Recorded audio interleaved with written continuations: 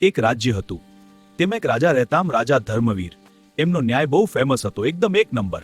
રાજ્યમાં બધા ખુશ હતા, કારણ કે રાજા ગરીબ અમીર બધાને સરખા માનતા. એક દિવસ દરબારમાં બે માણસ આવ્યા, એક અમીર વેપારી, એક ગરીબ ખેડૂત. શાંતિ રાખો, હું ન્યાય કરીશ. મારો ઘોડો ખેડૂતે ચોરી લીધો છે. હું ચોર નથી, તે મારી પાસે નથી. જૂઠું બોલે છે, મારી પાસે નથી.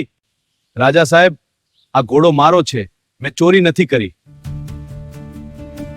મહારાજ, આ માણસે મારી જમીન કબજે કરી છે. રાજાએ બંનેની વાતથી કોઈને પણ તરત દોષી ન ઠરાવ્યા.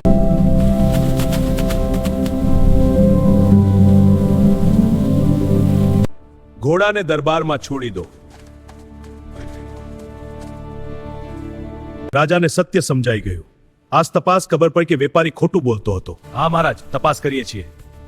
વેપારી, તને દંડ છે. પણ મહારાજ દીધું ખેડૂત, તને સન્માન આપું છું. વાર મહારાજ, ન્યાય હંમેશા સત્યથી કરવો.